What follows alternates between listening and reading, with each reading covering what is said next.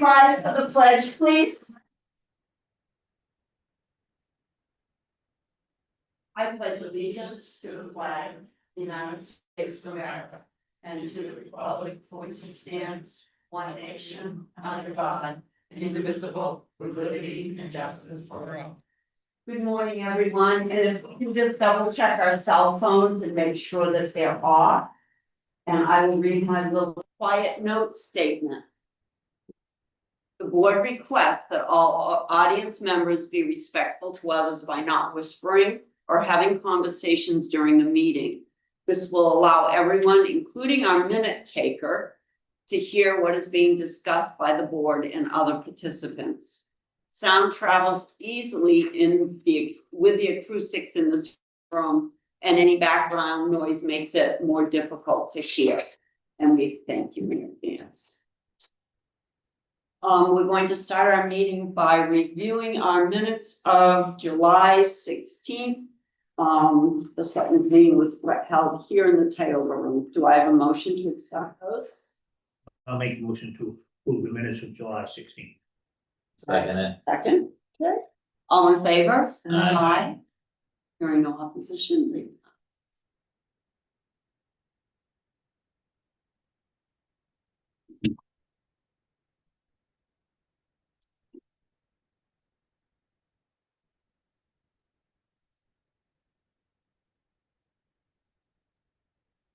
Our first order of business is we are going to open a public hearing in regards to our water and sewer rate increases. Yes, so the last time we did a rate increase for water and sewer was 2023, this time in 2023. So it was time to review the rate increases against the budget. They should have been done last year, but we did not do them last year. So me and staff took a look at the budget and the current rates and where we would be at the end of the year, had we kept the rates the way they are versus not increasing or increasing. So we did the analysis and we do need to do an increase. So the water rate for usage will go from 6.31 per 1,000 gallons to $7.63 per 1,000 gallons. The water charge, the admin rate, will go from $61.17 to $107.79. And for sewer, we just charge a flat rate. We don't have a usage on top of that. So that will go from 70.13 to 102.69. Travis, I know that you had received some information on that. Any questions? Clarify one question I had with the town administrator already about the sewer. All right. Oh, in regards to, The Silver Lake Ball. yeah. And then just for kind of reference, so for water, the admin rate, based on the portion of the operating budget in 23, this year is $240,258 versus $172,000 in 2023. So there's an obvious increase in the budget there. The usage rate for the variable current operating budget, in 2025, that budget was $103,108 versus $81,132 in 2023. We use a 3-year estimated consumption average. Back in 23, the average consumption was 29,000 gallons. In 25, so far, our 3-year average in 25, it's 29,146. Obviously, the final average will most likely go up by the end of the year. More. In 24 and 25, Brian and I and other staff have continued to clean up accounts and connections to meters. We've added 8 new connections for water. For sewer, the admin rate consists of the entire budget plus capital reserves. So in 2025, our budget is $781,568 versus $623,000 in 2023. We also do have, for a portion of the sewer users, There's a Silver Lake bond that is continuing to be paid off, so those people affected and those users are the only ones who pay off that small bond. In 25, that bond is 31,513, and there are 175 connections or users, however you wanna put it, that pay off that portion of that bond only. And when is that bond due to be paid off? You're not sure. Don't All right, know. no, just, yeah, it doesn't matter. I mean, they're paying for that bond anyway, so it doesn't affect any of the other users. Okay. I have just a quick Yeah. question. I don't know if it'd be you or Brian that probably answers better, but how do you determine how much to change the water minimum charge compared to how much to change the water rate charge? Like, The usage. yeah, so how do you choose which one to raise more or less? Like, So prior to 23, rates had not been increased since.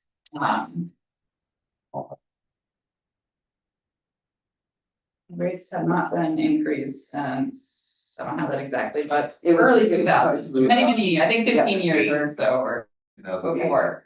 And so when Catherine was here in 22 into 23, she had created all that whole spreadsheet that I had given you, and that's how she based.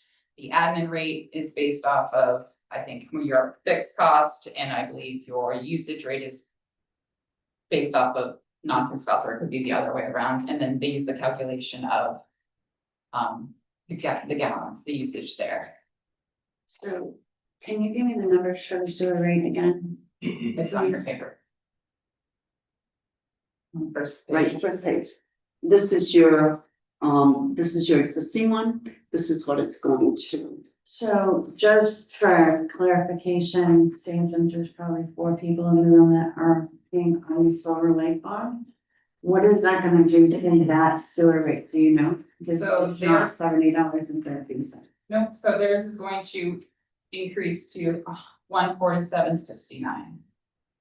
okay, right, so two. It's on that second page there Yeah. Okay. in your notes. And then I recommend, it's because our budget comes in approved or denied in March, you already missed two quarters of billing payments.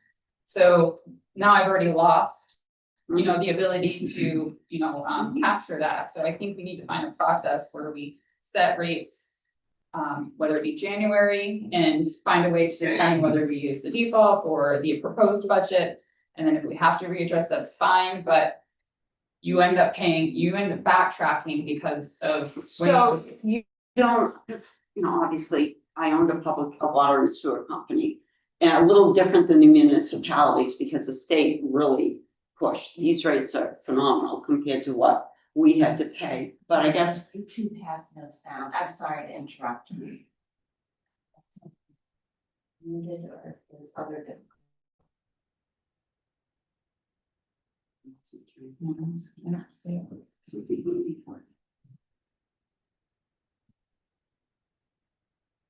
I just lost my train of thought. It's gone. YouTube, call me. Bear with me 1 second. The rates. Yeah, I mean, these rates compared to what we had to charge for private public utility are phenomenal. These are low, okay? My other question is obviously we know we have a sewer issue going on. And, are we going to be able to, how do I want to say this, tuck any more away in the, capital? Or do we do that strictly through the voting You process? just do that through the budget process. Okay. This will just make us whole. So, our budget This was is just covering the 781, expenses. 568, so this just makes us whole to cover the budget, to the end of the year.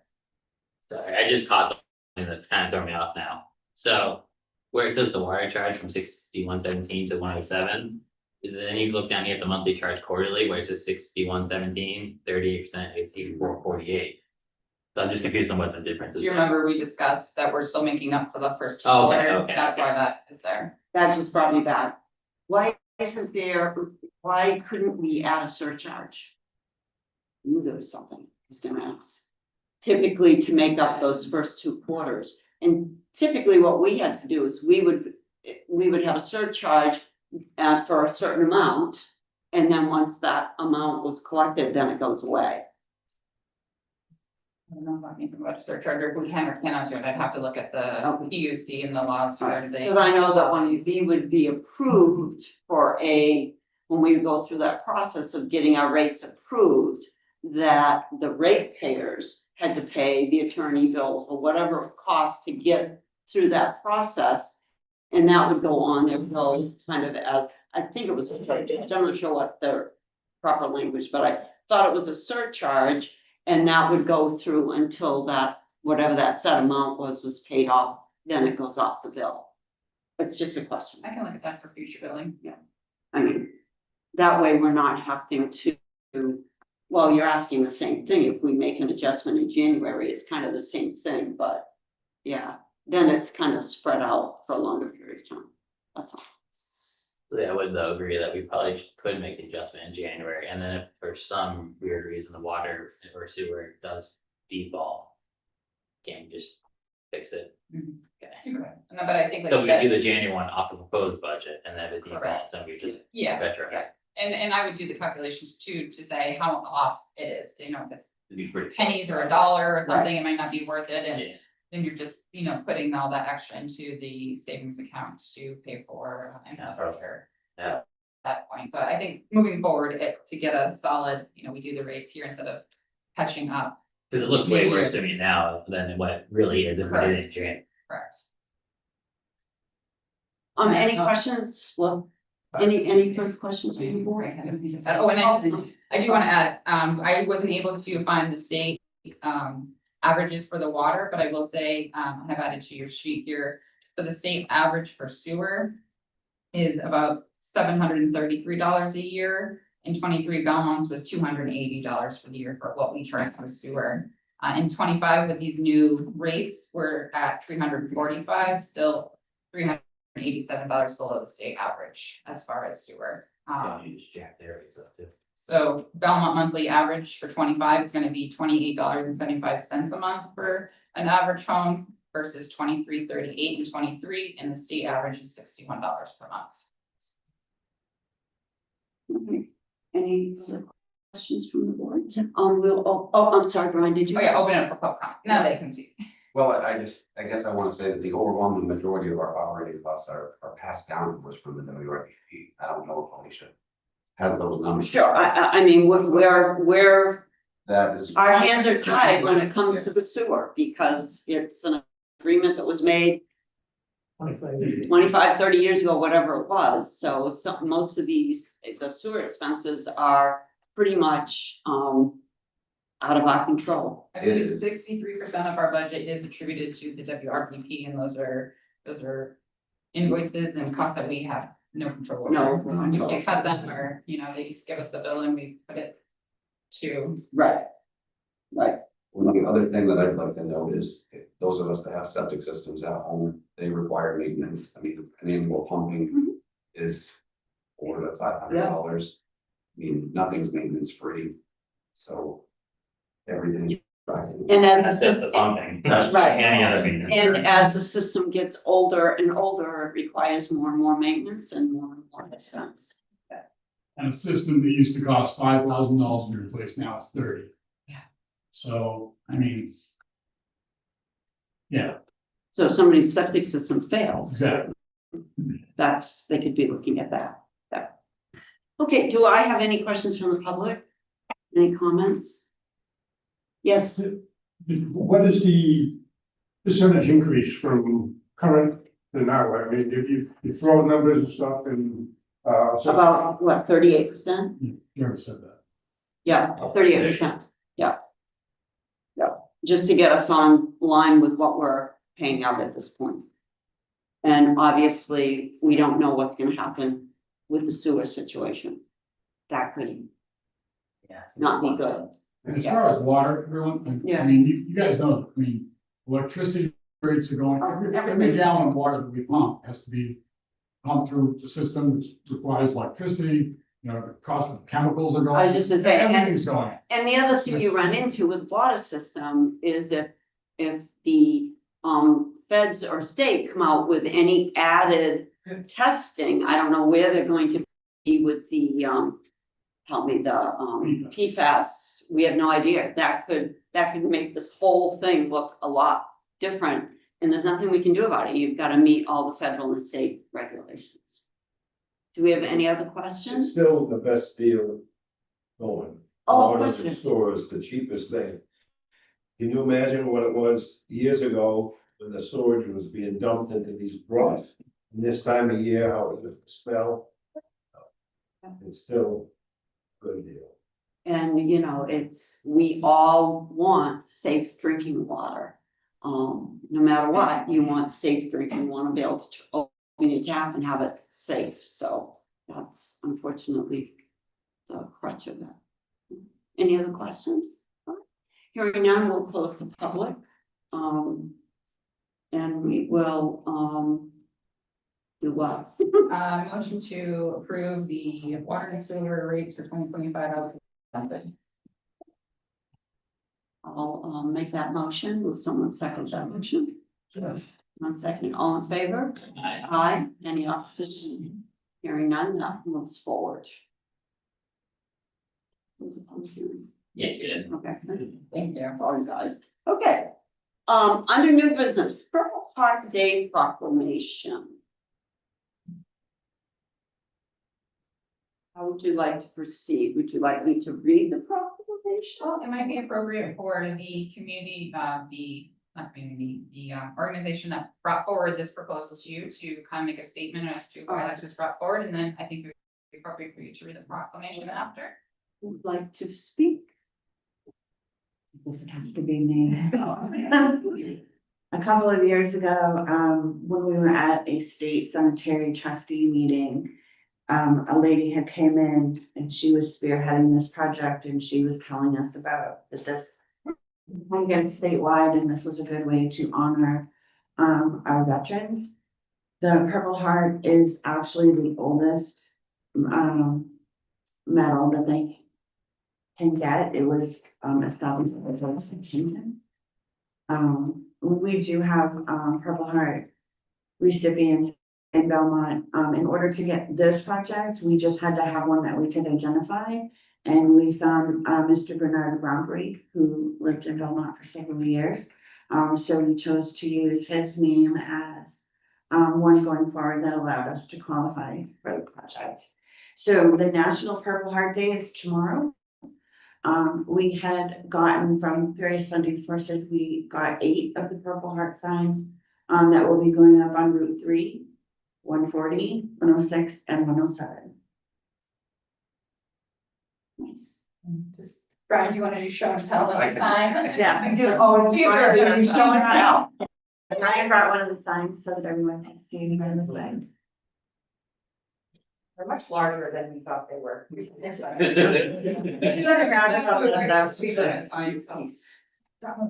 Brian, you always have to- I know. Yeah.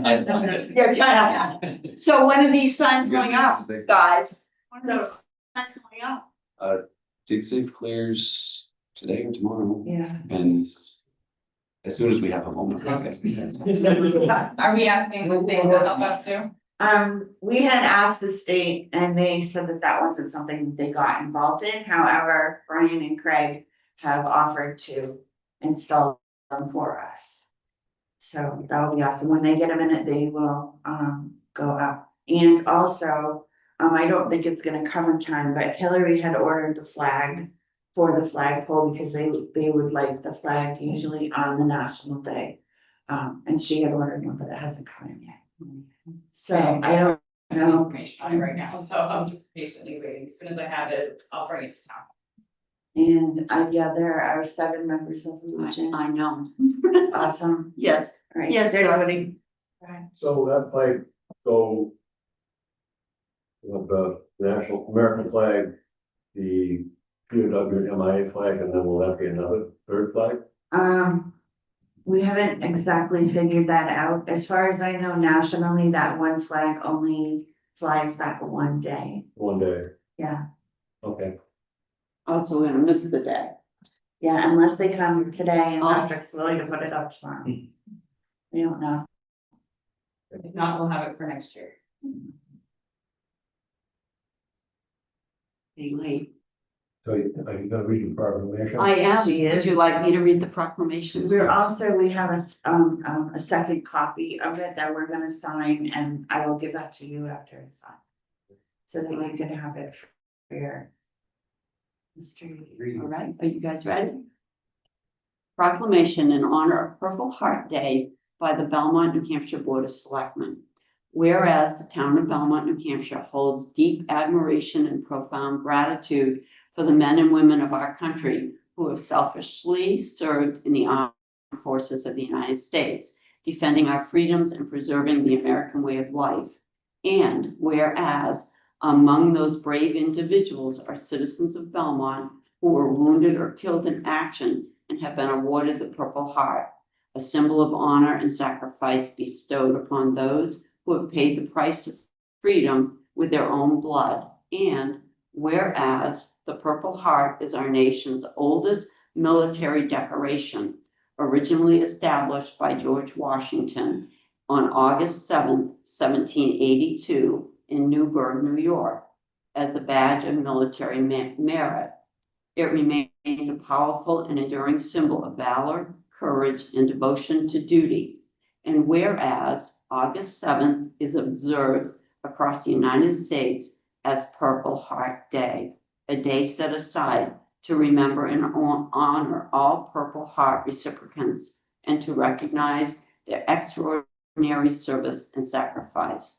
Now, therefore, be it proclaimed that we, the Board of Selectmen of the town of Belmont, New Hampshire, do hereby designate August 7th of each year as Purple Heart Day in the town of Belmont. We respectfully encourage all citizens, businesses, civic organizations, and schools to commemorate this day by displaying the American flag and engaging in acts of remembrance and public recognition of our community's Purple Heart recipients. Let us never forget the sacrifices made in the name of freedom, and may the courage and dedication of our wounded and fallen heroes forever serve as an example of true patriotism. Proclaimed the 6th day of August 2025 in solemn ceremony and with heartfelt respect by the Board of Selectmen of the town of Belmont. Respectfully, Board of Selectmen, town of Belmont, New Hampshire. Very good. There's a couple of names that, I'd like to put out that all have been sacrificed. And we know who these people are, the residents of the town. First is Captain John Monahan.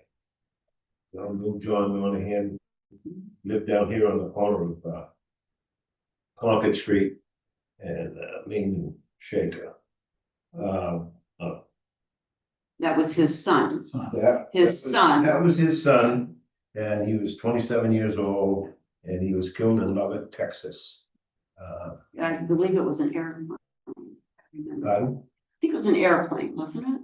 Right, it was. He was actually, he and my husband were best of friends. Right. That was in the 5th of July, 1969. He was 27 years old. And I remember when I was selectman, if the lights on the monument were burned out, John would call me up and say, hey, fix those lights. So, and he was a proud member of this community. Him and his wife went to the Catholic Church up here, was instrumental in getting the Catholic Church built. And he was a patriot also. So it's not only the person who's wounded or killed, it's the family that deals with it for the rest of their life too. The other one I want to mention is Lance Corporal Stephen Craig Santee. He grew up and lived top of Churchill corner CV Road, the White House on the left-hand side. He was born in this town, graduated from Belmont High School.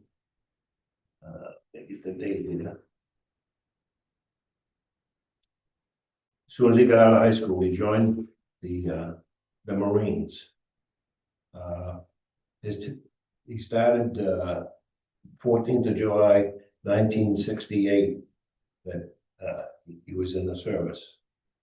He was killed in Vietnam on the 16th of February. Excuse me, wrong date. 15th of August, 1968. So he got out of school here, went right into service, went to Vietnam, and was killed. I worked with his brother for a lot of years with Bonnet Page and Stone, Jerry Sandy. And I never knew that his brother, he never mentioned it, but it had to hurt. So those are two people that have given their lives for this community in the country. So, just wanted to bring that up. Thank you. Can I take a minute? Yes. 1 minute. As you know, we meet in the second floor here. We have our monthly meetings there. And sometimes some ad hoc meetings come up. But it's been discussed and talked about at the meetings from time to time about, for example, this proclamation, we have other awards and recognition pieces that we would like to have on display. So the question is it possible to, if we were to come up with a suitable display case, to situate it in that room we have our meeting? Well, we don't know how long that room will be, that room, okay, obviously. Yeah. So it would have to be something that's not permanent, but definitely, I don't have a problem with that, that's for sure. Well, we understand that the room, Yep. may not be always there Yep. for us, but Yep. wherever we would be, we would take Of it with course. us, you know.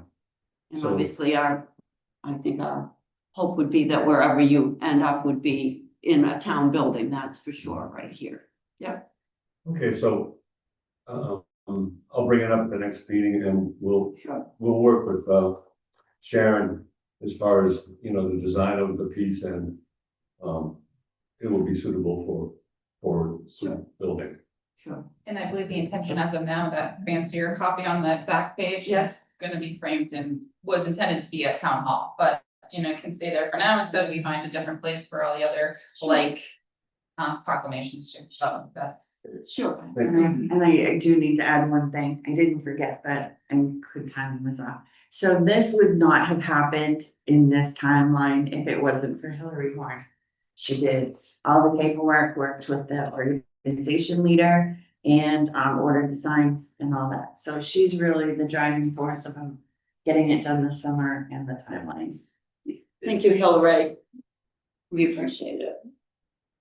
Post is 58, appreciate all of the work that Sharon and her family has done and working in the cemeteries and when they do the wreaths across America. And what the Selectmen are always backing us, so we appreciate that.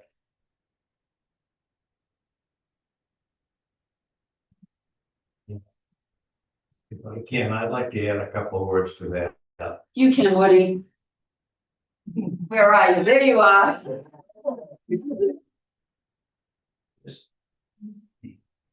Okay.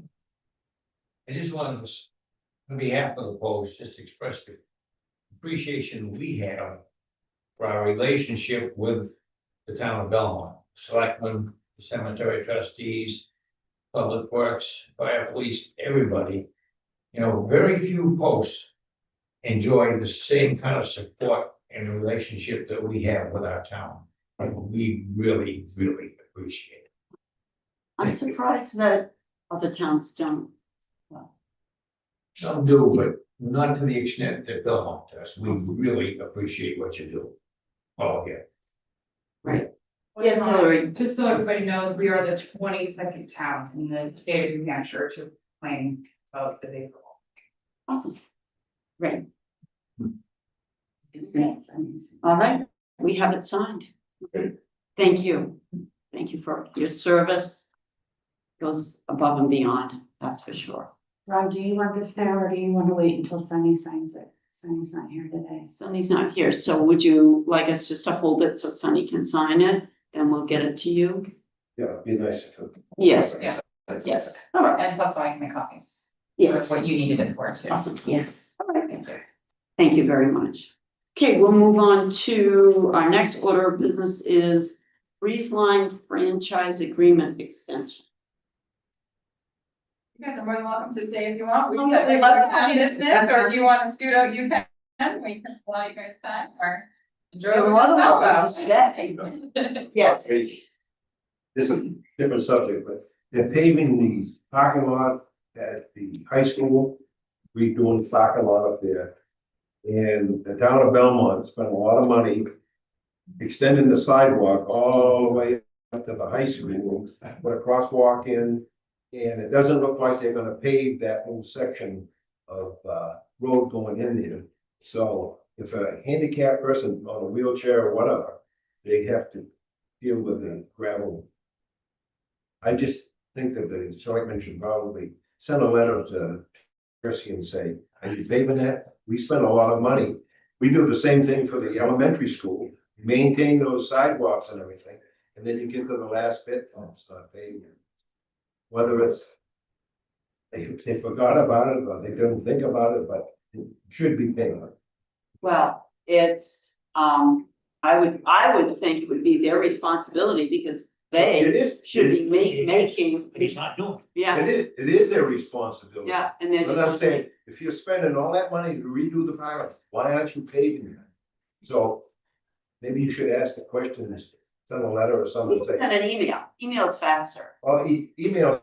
Say, Are they before they doing put it the now? finished coat on, maybe there would be time to do that, to say, look, you got handicap, and in the wintertime, it doesn't get plowed very well, and so that's what the handicap thing in Canterbury, what they did to get a new sidewalk is they walked the kids down to the store and back a couple of times to say, oh, we used the sidewalk. So they got the grant for the sidewalk. So that's just, All right, we'll try, Ron.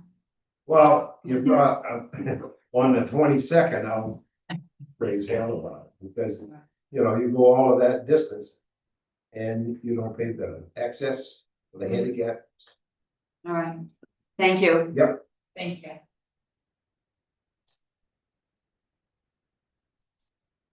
Okay, Breeze Line franchise agreement. Yes, we have been talking about the Breeze Line franchise agreement for many years. Yep. Breeze Line is, we still have a, basically they keep extending because in their agreement, they were supposed to have a customer service center open that is, On Old Prescott Hill Road. let me get the right wording. In the Lakes region. So they closed that during COVID, the one that's over in Belmont, and they opened one in Rochester. Well, we are saying that Rochester is not central New Hampshire and that is not close for us and not the Lakes region. Rochester's not the Lakes region, so that's our Yeah. fight and we're all sticking to it. And they are saying, well, too bad we have, that's what we're having. And so we keep re-extending and extending. We do have the same language in the Comcast agreement. So this is just us, you guys have to vote to formally keep the extension open until December 31st or until it is renewed, whichever comes sooner. Why do we need to extend it? Why can't we just say we're not gonna extend it unless you open up? We're giving them the opportunity to fix it, which is why with the extension. And then also part of this is that we are sending a letter saying basically they need to, that they are in notice of the fault and they have the opportunity to cure, which is a letter that we also have to send to them, basically saying, hey, part of your agreement is that you would have an office open in the Lakes region, you do not. So if you do not cure it, then we're gonna go on to the next step. And what's the next step? Well, the next Not step extend it. is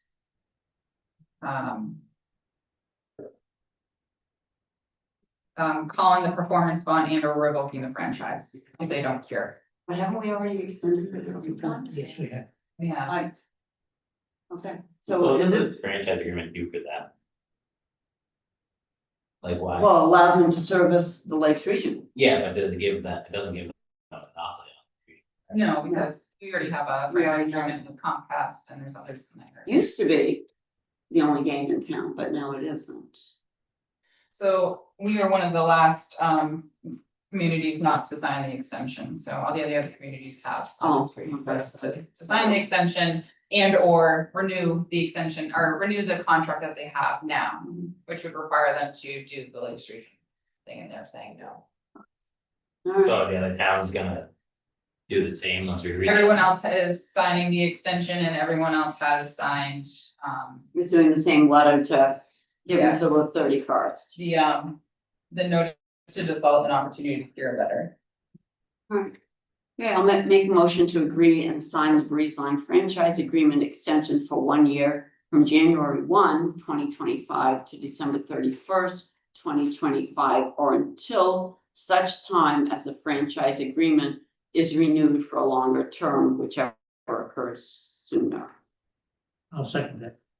All in favor? Aye. Aye. Any opposition? Hearing none, I guess we'll sign the extension. Yeah, I'll give this, I think this is for all of you to sign, and then I have the other motion for the notice of default. Make a motion to sign and send the notice of default and opportunity to cure letter to Breeze Line. Second. Second, all in favor? Aye. Aye. Two letters there.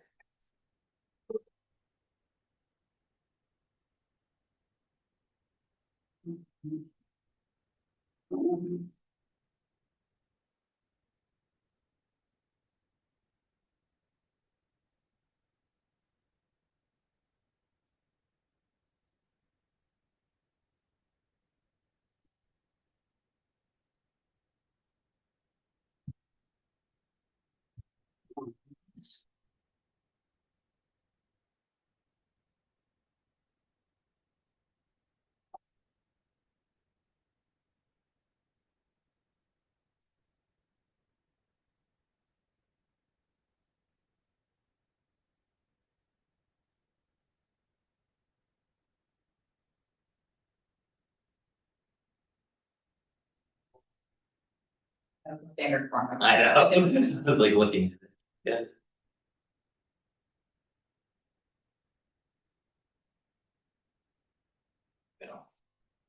Okay. Our next order of business is Rod Cameron. The Transportation Advisory Committee to reappoint him as a member. Yes, Rod's term as our rep on the TAC expires September 20th, 2025, so they sent a letter to reappoint him or a new appointment. Rod has volunteered to continue that representation for the town. So his new term would be from September 20th, 2025 to September 20th, 2027. Make a motion to approve the reappointment of Rod Cameron to serve as town Belmont representative to the TAC Transportation Advisory Committee with a term ending September 20th, 2027. I'll second it.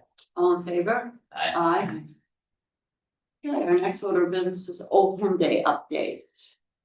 Unfortunately, no, not unfortunately for her, but she's on their last field trip with the summer camp program at Canby today, so she wasn't able to present herself in person, so she did give me a write-up for you guys on Old Home Day. Old Home Day is this weekend. Have a great schedule of events here that start at 7 a.m. for the pancake breakfast under the Tioga Pavilion, ending the day at 9 p.m. with fireworks up at Bryant Fields. I've provided you guys with a vendor list here. Let's talk about. Looks like they have about 13 businesses and groups signed up for the parade.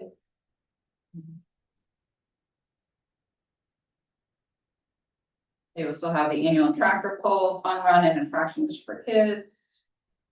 For entertainment, they have a daytime and an evening band, as well as a solo performer during some midday entertainment.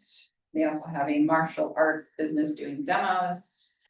This year, we do have a new vendor for fireworks, so hopefully that will be a good change, not a bad change, but we'll see. Everything, everyone always loves the fireworks.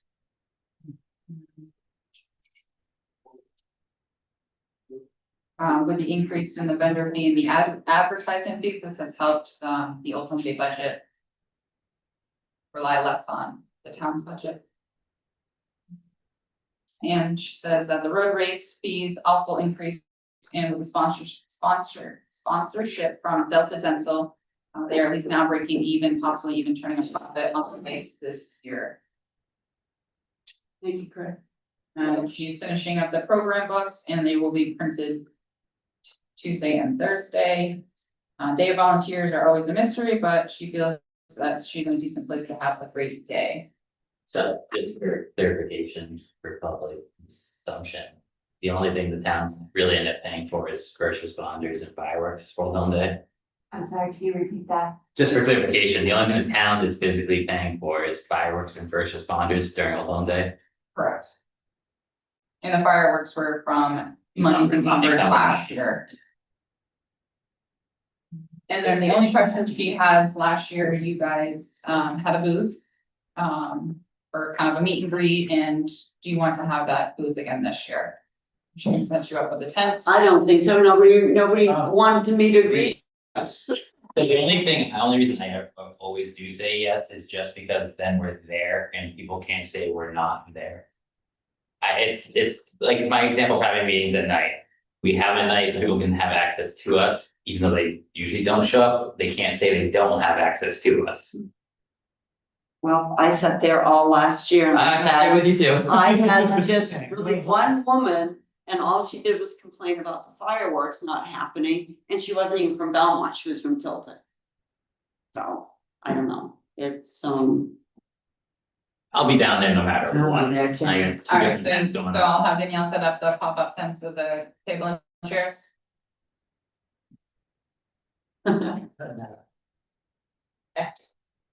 I'll make it work. Gotta find another volunteer for all my If she can put it close to my other two tents, that'd be sweet. Right, yeah. The fire department gave us a trailer, stand in the, Yeah. Oh, yeah, that's right. Yeah, they did bring that through. That's right. We sat underneath the awning. Yeah. I'll make sure she finds you guys, so that you guys know where it's gonna be. Okay. Anything else on home day? Are we having are we gonna do the parade? I mean, I have a clinic that day, so I'm not sure that I can be there, but. Well, I think it's appropriate to do one or the other. I don't necessarily know that we have to do both. Again, either way, I'm in the parade too, so it doesn't matter. Sign up to wait for many things. We'll just do the 10. Just let you guys know, we'll be setting up the flags on the poles again, probably Thursday of the week. Oh, that's right. Got it. Probably doing that tomorrow. Cleaning up. Thank you. Employee Appreciation Day. Yes, I am asking for your blessing to move forward with hosting our Employee Appreciation Day. In the past, we have done it in September, where it's a little bit cooler. We do it outside under the pavilion. And your blessing on still being able to hold that. We usually have a luncheon provided to the employees, and we also recognize years of service. And a employee of the year is also nominated by their fellow peers.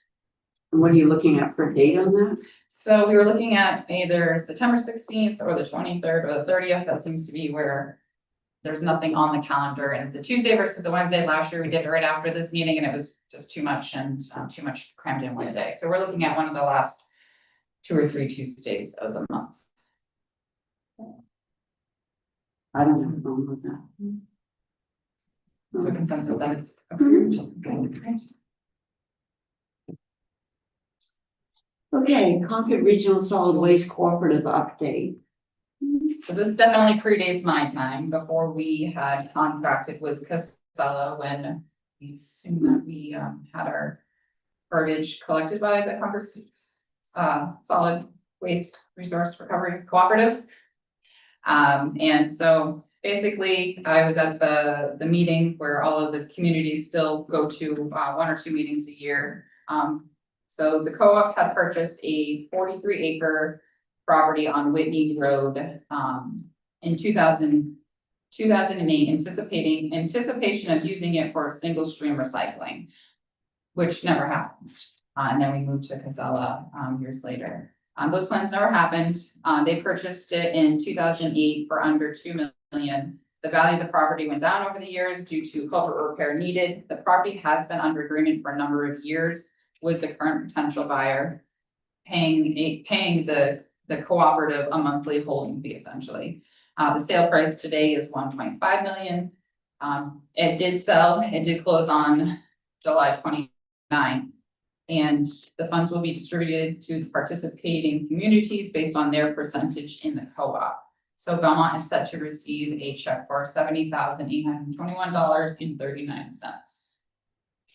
I bring this to you because what do we do with those funds? So the co-op currently budgets for the landfill expenses and their general expenses. So they still have to maintain the closed landfill, just like we still have to maintain our closed landfill. And their expenses range between $89,000 and $100,000 a year. So currently they have a state mandated 30-year long-term maintenance fund, which is the state mandates that they have to establish this fund, keep X amount of dollars in it based on, I'm not really sure what they base it on. But they have those funds in the 30-year plan. Years ago, I guess they were told, or they thought they had to have a 100-year long-term maintenance fund that they started anticipating of needing to use it. But now it's seeming like 30-year is all that they need and they don't really need the 100-year anymore.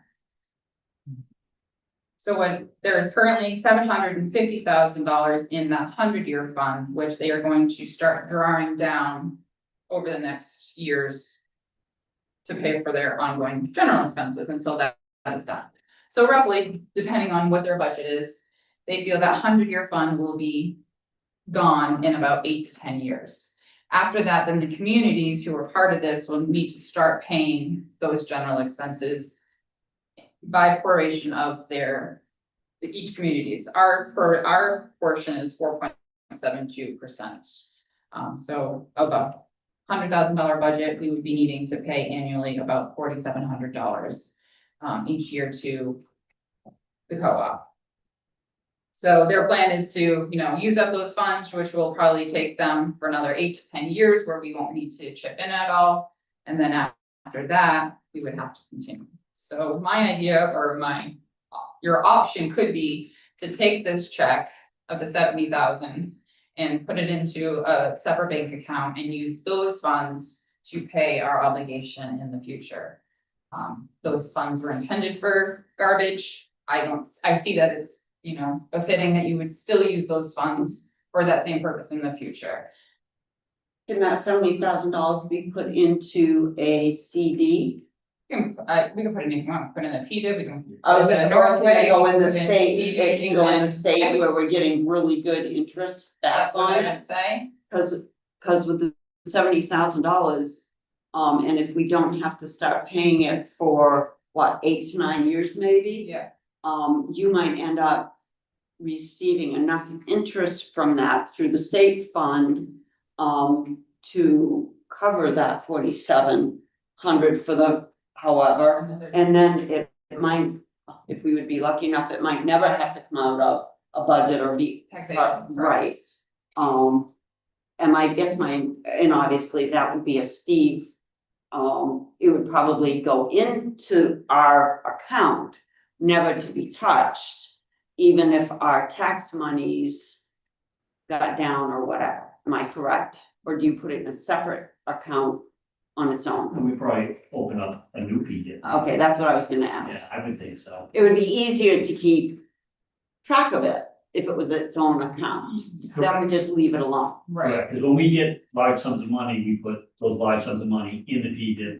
Right, And then when we need the money, we Right. withdraw it. So if you lumped it, you'll never know. Right. What interest is being earned on that, on the 70,000. Correct. You would create a special account, let's just call it the. whatever, trash account, for lack of Yeah, whatever. whatever we come up to, Right. use it only for that purpose, only to be drawn for the Yeah. expenses towards the Right. co-op. Then it never, You say it doesn't have to be touched for 7 or 8 years. yeah, We don't have to pay that. well, they're saying 8 or 9 years. they're gonna draw down all the funds they have essentially, which they're, you know, guessing right now, you know, their budget this year was 89,000, but as inflation and everything, their budget could go to 100. So they're saying, okay, I have 750, that may take us, you know, 8-9 years, Yeah, then the communities are gonna Then have we to have to start pay. paying. So how long after that 8 or 9 years do we still continue paying on this landfill? Correct. 20, Until the 33. state says we no longer have to, Oh, I thought. Oh, what do you, so the 2033 is when you're saying we probably will have to start paying it. possibly. And is it only gonna be 4720? So that I did on $100,000 Oh, I budget, so their budget could be 90,000 Oh, or I- We're 89,000. always paying the 4.72%. Correct, we'll always pay the four Right, but I'm- on Yeah. their budget, on their proposed budget, whatever Okay. they bring forward for the year. So I'm just saying, probably in the year 2033, we may start having to pay that 4,700 or whatever. our the share. interest alone may. That's why I was saying, if we put this in, if we put it in, especially the state fund where we get better interest than anything else, we might, So, after my time, there might be $100,000 in there. correct, so if it's 70, it might be 100, and if it's 4.5%, we're still getting 4.5%, the interest alone. Okay, now here's my Saying next something- question. If we earmark it, we earmark it for this co-op to pay this down. And at some point, let's just say there's 50,000 sitting there, the co-op's been paid off, we're done with this.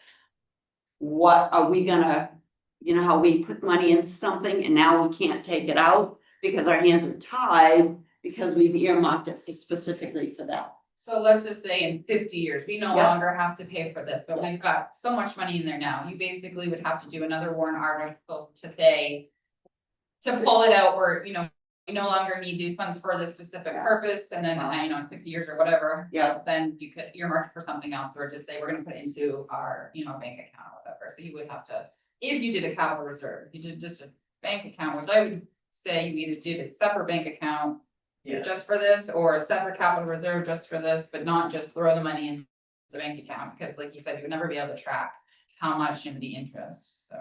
I agree. And you don't, the decision, like I said, I haven't received the check, so we don't have to Yes, make a in time. decision. I just want some food for thought, whether you put the full 70 into an account, do you take half, do you just let it all go to the general fund, like. Any idea what you wanna do with it? I think if it's earmarked for trash. I'd say put it on for 2 reasons. A, it's gonna help us with the interest, but B, this is from 2008 where. Or at least 2008, where probably most of these residents never even used this trash center. I mean, you could use it for like a current trash project, because that's where the funds were originally for, but there's nothing that I can see that we would really need to, like, we already bought the carts, we don't have that kind of a project, we already have a contract. With Casella, so I wouldn't think you would want to even put this towards a current contract. No, because then that's gonna throw that. out. Yeah.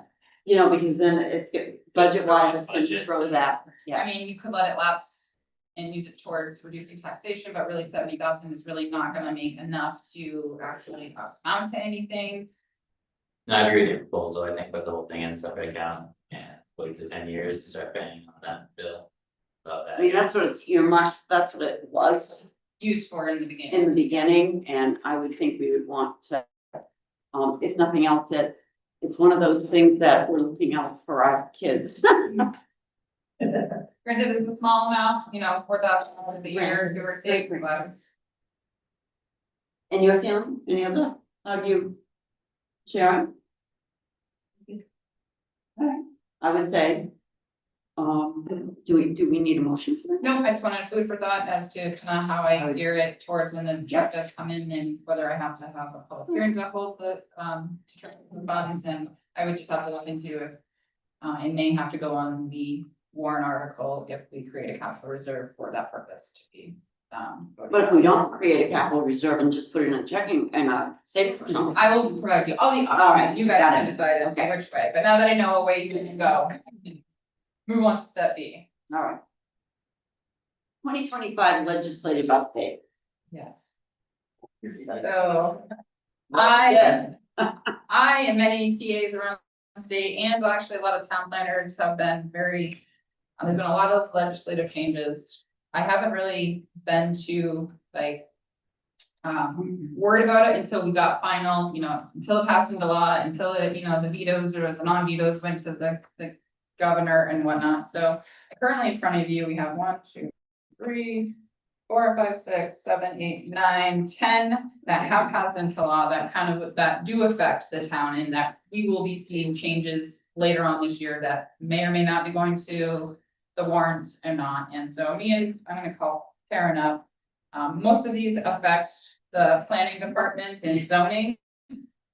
So this all has to go on the ballot? No, I'm just Oh, updating you. I'm having a heart attack here. Some may, some may not. Okay, But we just wanna put it out there and update you what has made changes. all right. There is still some more that are. I'm gonna take the run through. This is the state's top down approach of fixing housing crisis. Yeah, and there are more that will come, and I'll probably, maybe next month, put on another update for you once we get some more. And again, these are just more specific to municipalities and what we're seeing, and just so you can get an idea of what will be changing, what we have to change. House Bill 631. Okay, first of all, just to kind of find out what you were talking about, putting the items on the warrant. To help alleviate some of that stress, in 2024, it was on the warrant and it did pass. That changes to the ordinance that are required by state law can be done by 2 public hearings at the planning board, and that did pass. So the bulk of these will be done at public hearings at the planning board. We'll have to do 2 public hearings, but so the bulk of them, because we're required to, we can't not do it. All right. But to jump in, and actually House Bill 631 is one that we may have to put something on the warrant depending on how this one, because it's good, there's a couple of caveats in there. But basically, House Bill 631 requires municipalities to allow multifamily residential in any commercial zone. With that being said, the piece that could potentially be put on the warrant, because this isn't in our ordinance in any way, shape, or form, is that municipalities may require that the ground floor space in the commercially zoned property be required to be dedicated in whole or part to retail or similar uses. So basically something like you have on a main street, you have a commercial first floor and then residences up above, but this would be in any commercial zone. There's also some language for adaptive reuse. If you have an old commercial building that they want to convert to multifamily, we obviously can't require any different setbacks. The building's there, it's pre-existing. So that wouldn't require language change for us. Again, it just states that you have to do this, you don't have an option, we know that. So that's kind of the House Bill 631 in a nutshell. The biggest thing would be the feeling of the town. Do we want to put that requirement in that the first floor be a commercial or a retail type use? Or do we just allow it carte blanche where you can just put an apartment building in a commercial zone? So that's something that's up for consideration. That's actually, I'll be talking about it at the planning board at our August meeting, because we're starting to look at any changes that would be pushed forward to the warrant. Okay. Moving around, Senate Bill 284. This will require, again, this is in our site plan regulations, we cannot require more than 1 residential parking space per unit. The way it's written, it's pretty global, so even for a residential home, currently we are requiring 1.5 spaces. We can only require 1. And then again, with an ADU, which is a whole nother animal, we currently only require 1 additional space, so that wouldn't have to change. But that is, our parking calculations are in the site plan regulations, so that doesn't have to go on the warrant. Okay. House Bill 457. House Bill 457, this one really doesn't affect us. We don't have any restrictions on the number of occupants in the dwelling unit to less than 2 per bedroom. So it's written very strange. It's very difficult to kind of understand, but this one would not have an effect on anything I do here. Moving into Senate Bill 283, which talks about floor area ratios. It's basically when you're calculating your floor area ratio to your lot, you can't count anything below grade. So even if it has a finished basement, it doesn't count towards that floor area calculation. It's just space below grade. All right. So that one, minimal effect. I mean, it's in how So we if you calculate. if you build something into a hill. Into a hill, whatever's below grade is not counted towards your floor area ratio. It's more, it affects, some people take into consideration as far as property value. If you have a higher ratio, it kind of reduces the value because you've got more coverage. But this would, anything below grade. So if you have a finished basement or like I said, built into a hill, it wouldn't count towards that floor area ratio. Bill 282. 282 is more for the building side of things. And we don't have a lot of anything generally above 2 stories, but any residence up to 4 floors would only be required to have a single staircase. Currently, they're supposed to have 2.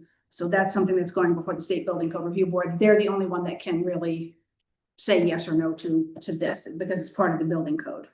So that one's still we're kind of watching it. It has been signed, but now it's going to the state building. Now it's gonna be challenged. Exactly. Yep, Senate Bill 281. And Senate Bill 281 is the issuance of building permits on Class 6 road. They used to have to go to the planning board. They do not anymore. They currently are only required, and we do have it. We do have a Class 6, it's also private road waiver of municipal liability.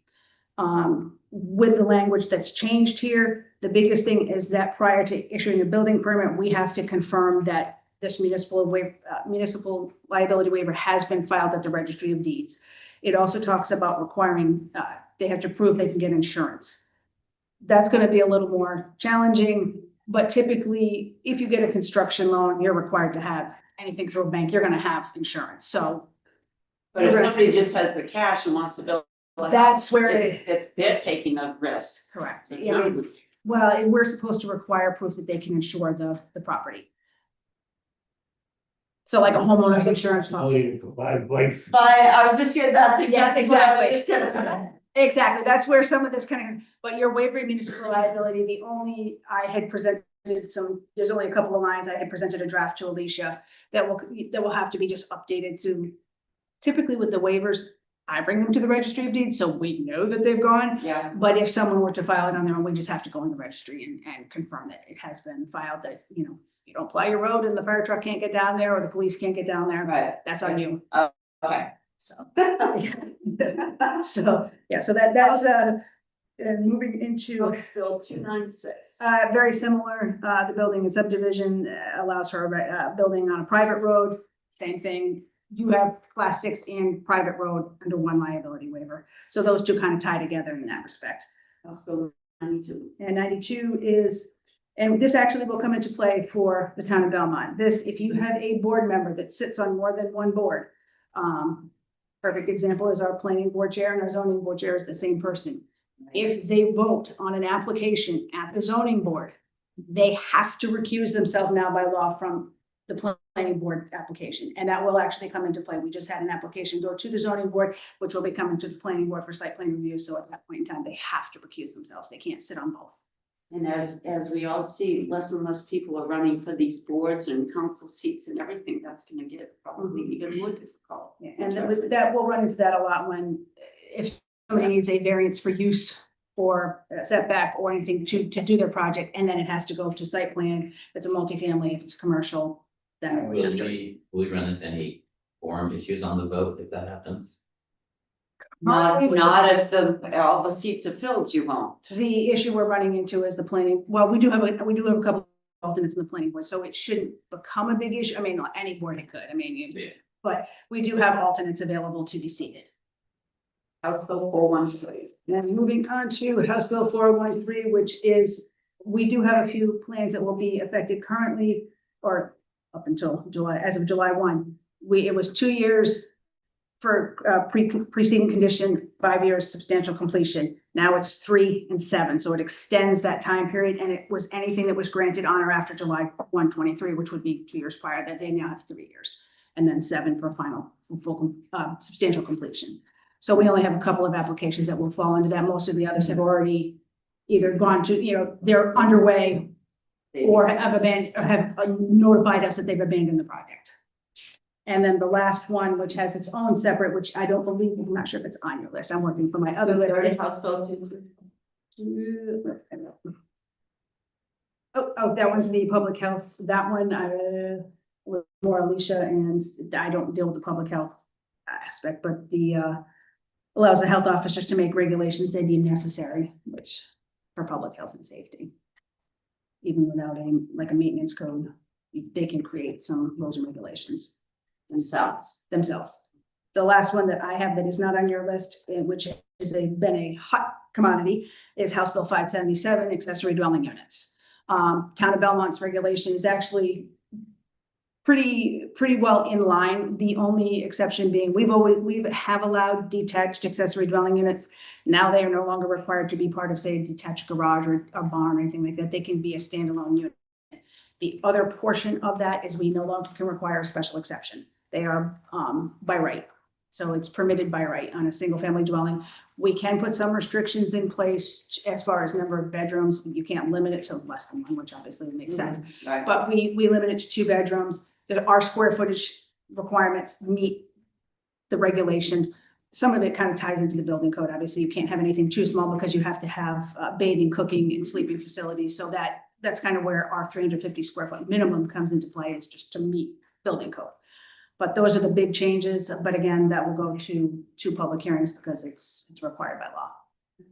And there could be more. There could be. Yes, that is just the first round of updates, and then once we get more, and we get clarification and understanding, I'll bring them forward so that. So you're thinking out of these 10, there might be one that has. One that would have to go to the warrant, yep, Okay. because of the type of change. I know we did receive an inquiry about, it was House Bill 80, House or Senate Bill 84, which is the minimum lot size. We had someone call saying, oh, this is, I can now subdivide my property. We're like, no, that did not make it. That is, I believe, was sent back to committee. But I'm not sure if it's been killed completely, but it's not moving forward at this point. That wasn't added to the budget. I don't believe so, not the last update that I received.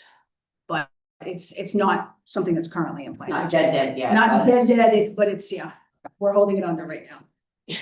Awesome. Okay. Other new business.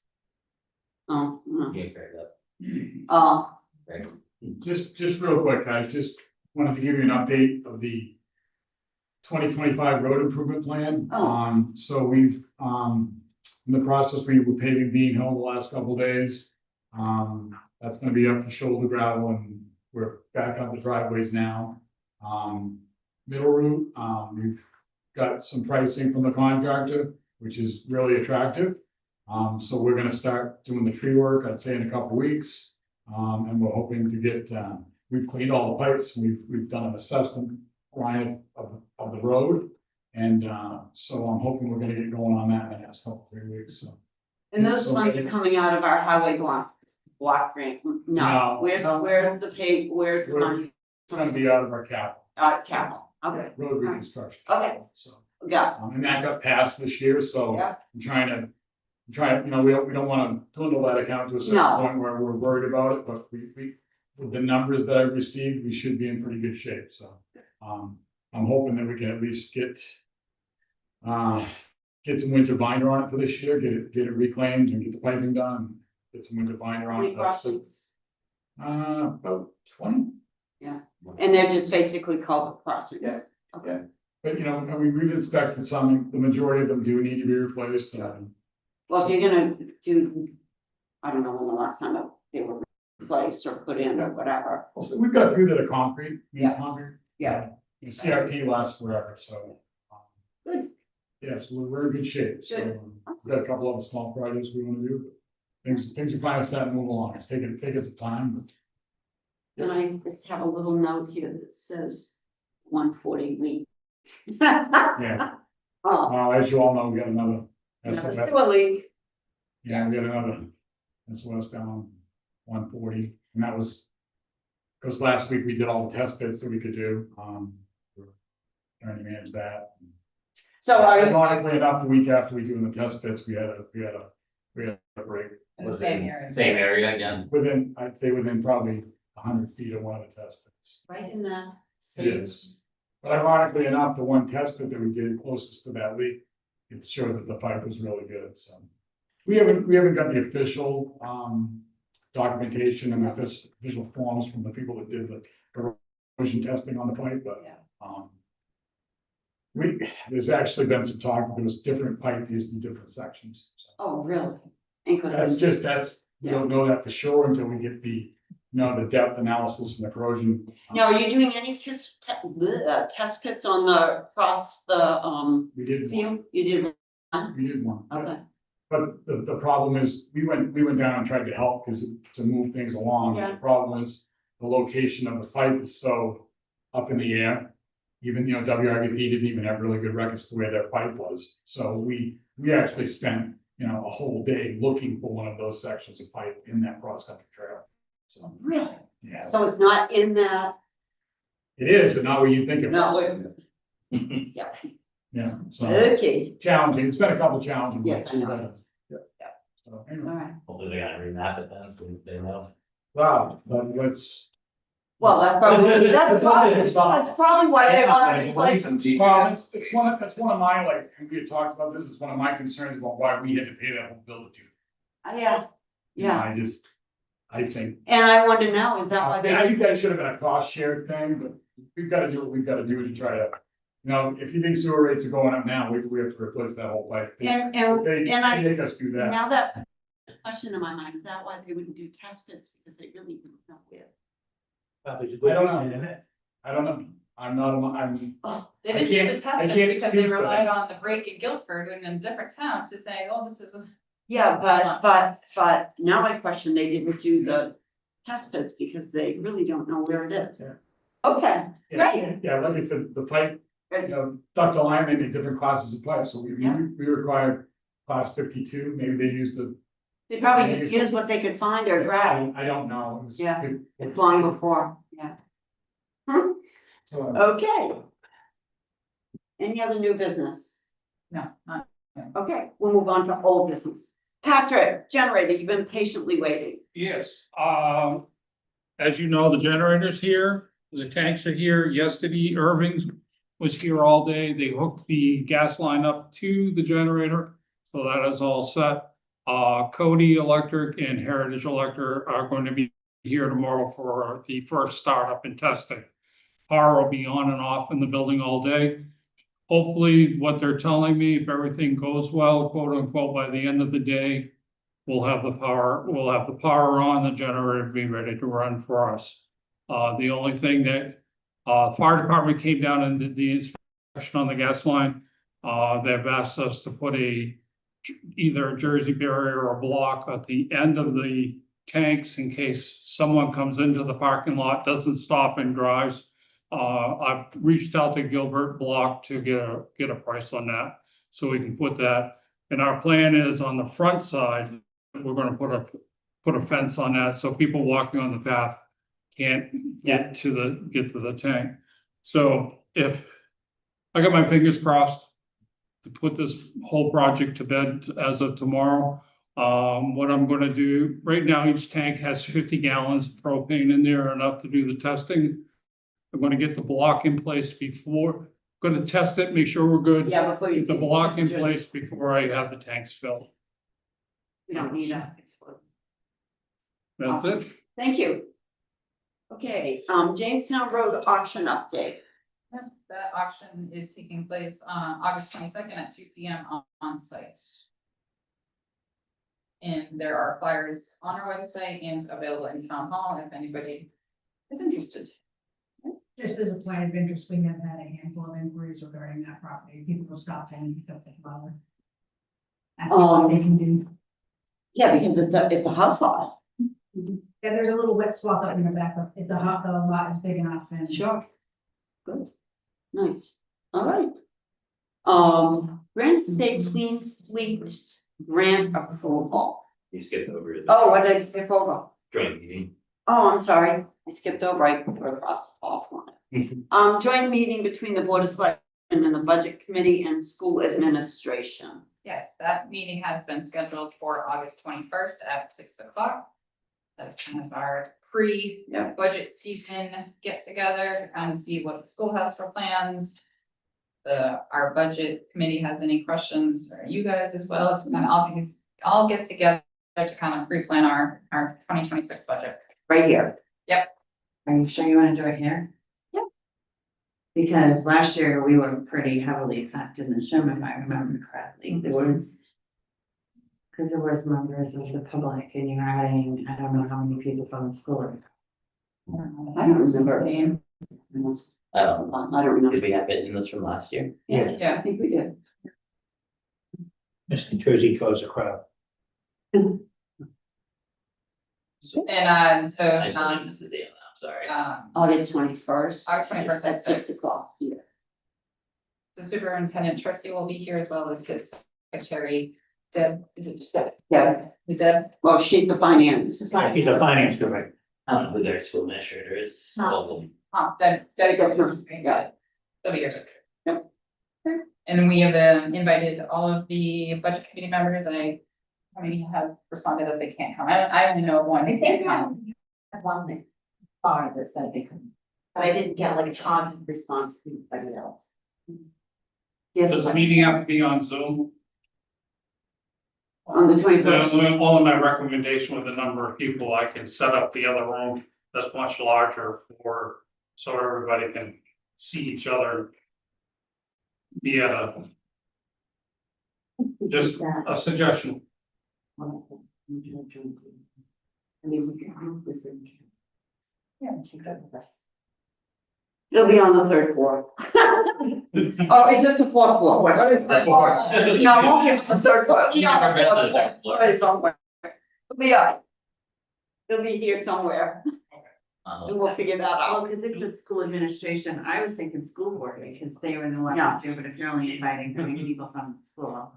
The school board. They were invited, but the only one who's coming is those two. Top ones that don't make the decision on the budget. Right. That's great. That's all fine. All right. Now Granite State Clean Fleets grant. Want to do that? The good news? Come on, guys, There's not a whole lot to present. it doesn't matter, There it's is. so important. It's mostly ceremonial, I guess. And you guys are all on board with this. But you're the one that did all the work. Nope, that's not true. There's a whole lot of people involved in this. It's not just me. I know, I might have led the way, but there you go, it takes a village, right? yeah, So we found out a couple weeks ago that we were awarded or selected for the second grant truck. the only depressing part of that whole thing It is you gotta is. get rid of the Mack truck, right? It is, You yeah. can't find some other old truck somewhere, give it to the don't- town of Belmont for $1 and use that. Craig's done a really good job bringing our fleet up to today's standards, and that's all that's left that qualifies. Wow, So, I mean, I think you have no choice. The numbers are in front of you guys. Done a little cost analysis, cost breakdown, and I mean, the town's on the hook for 80, oh, what else? Yeah, 8317. it's awesome. We have to fund it, and then it took, what, 4 months to get the reimbursement last time? But So just to put it out there, the total price of the truck is $276,723. The grant will cover 70%, which is $193,706, leaving the remainder to be funded through taxation, or block grants or whatever we have in capital reserves, $83,000. We have almost $200,000. Truck for 83,000 is, My only concern is like, so where we've been getting these new trucks. I know. When these, in their lifespan, at the end of their lifespan, they're gonna go 1, 2, 3. So we're gonna have to still put away a certain. we gotta amount of stop capital, money away So for, that we're not hit, you know what I'm saying? So maybe we.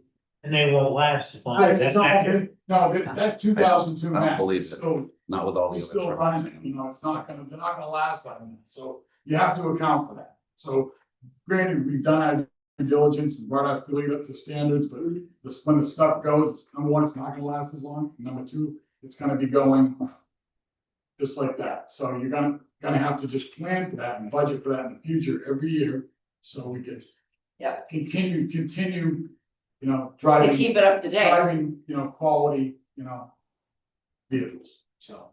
And not trying to push it back, but I think that's also a great thing for whoever will be running that department to keep that in mind, to remind us during budgeting to keep adding money into a capital reserve This is for why these vehicles. Exactly, yeah, and that's just kind of why I'm putting it out there right now.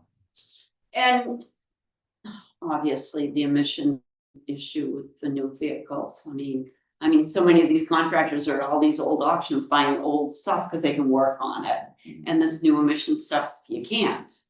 And it's, or not as much, you know, it is what it is, it's the nature Well, of if we're the not beast. passing emissions, we're battling rust. I know, So it's yeah. a catch-22 type of thing, so Always something in our world.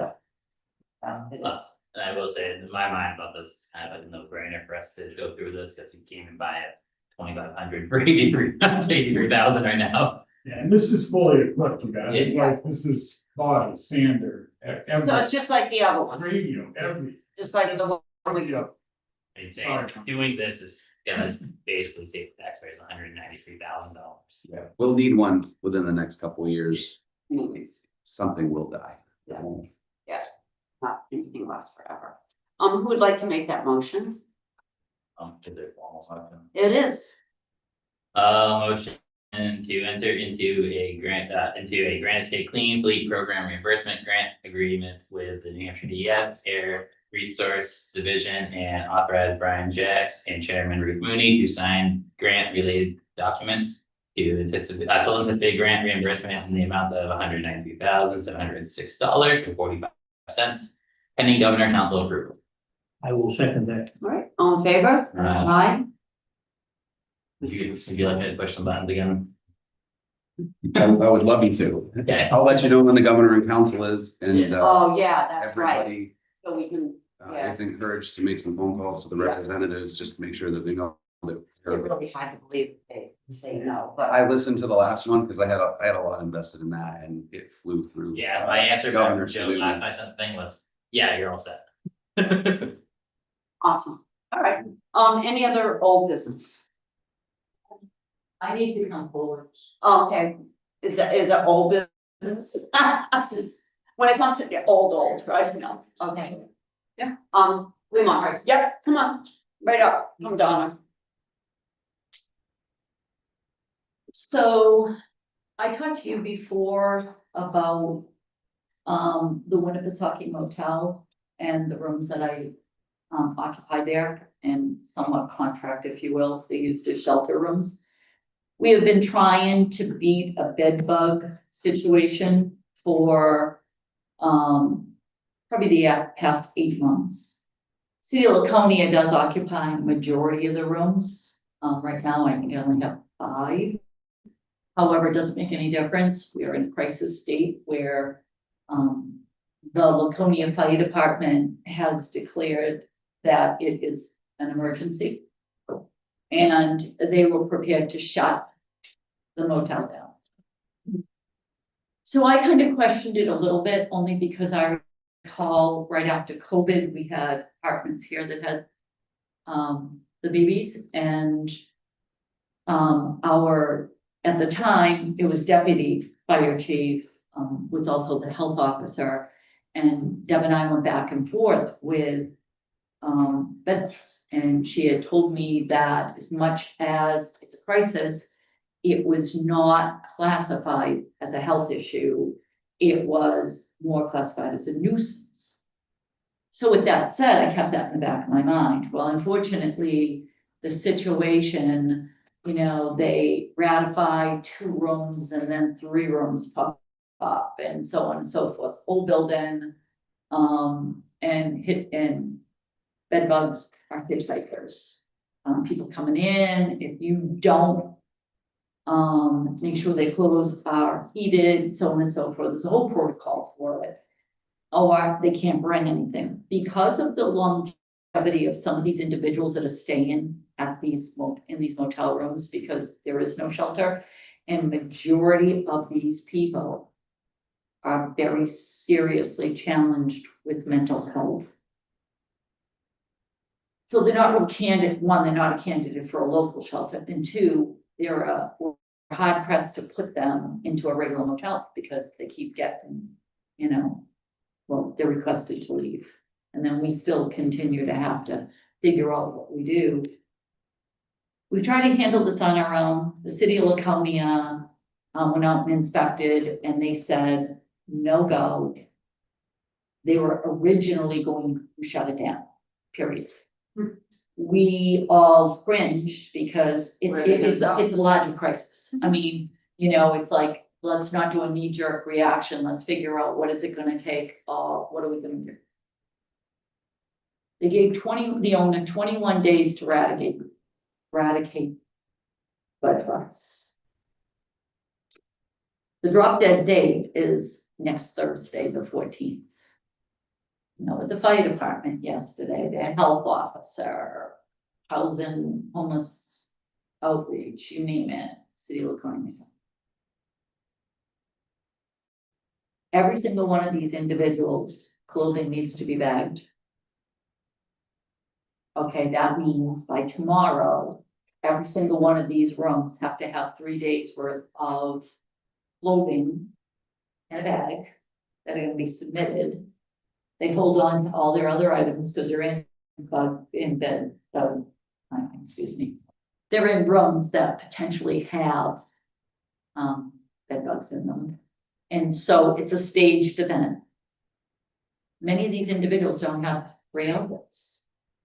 I mean, it sounds crazy, but it's, so we have been on footpath, St. Vincent's and other agencies to try to step up and help us out with that.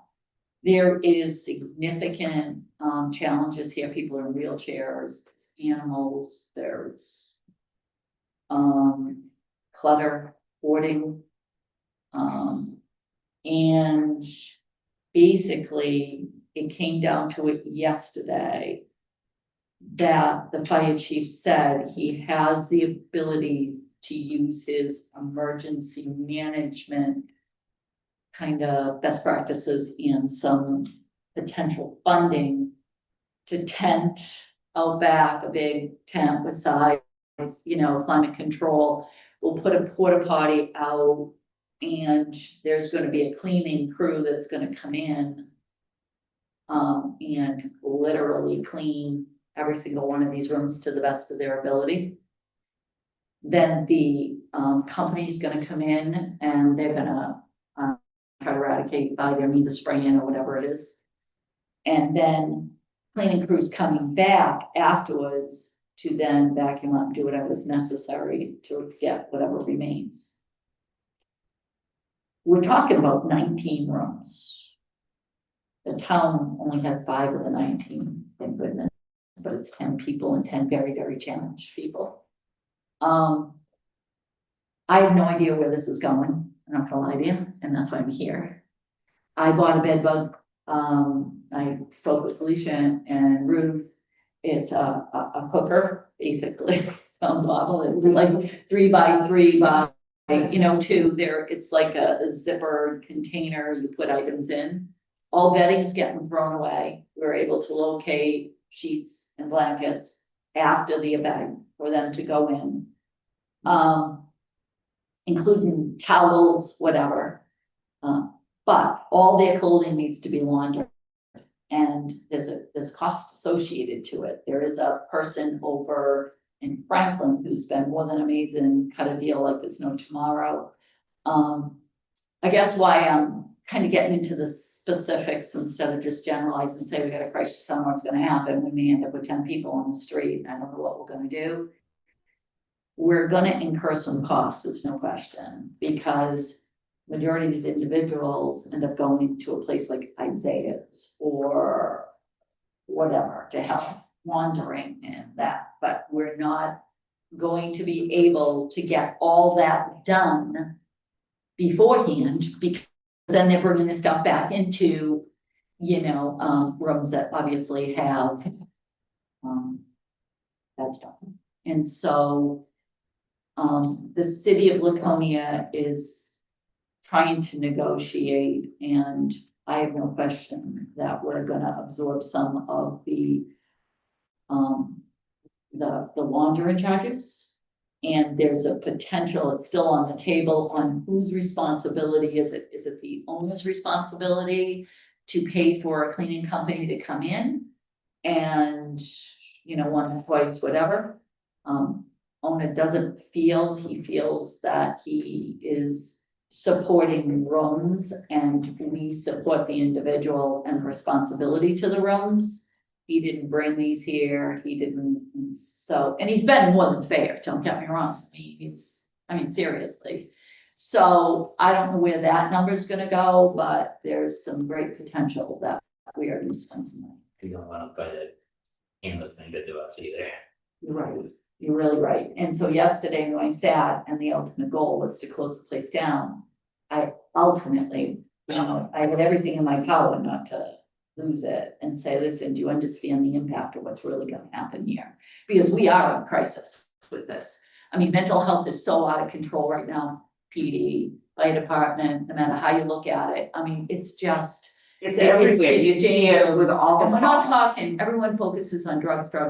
Yeah, drugs are an issue, but we're not talking about that. And we're also talking about the counties have to have a county shelter. I mean, we are at a point where we're hitting crisis and cities and towns need to have a meeting and everybody's got to sit at the table. I'm spending what, $14,000 a month on hotel rooms. I mean, it's not even valid. And I've been able to kind of segregate. So we had the opportunity to have these cottages. It's a little easier. It's not easier to manage, but it's easier for cleanliness and all of that, you know, but I don't want to like blow you out of the water, but we've had a lot of stuff donated, sheets and, extra clothing, but some of the individuals easy to, I mean, we have people at 46-inch waists and, what. Yeah. I mean, so.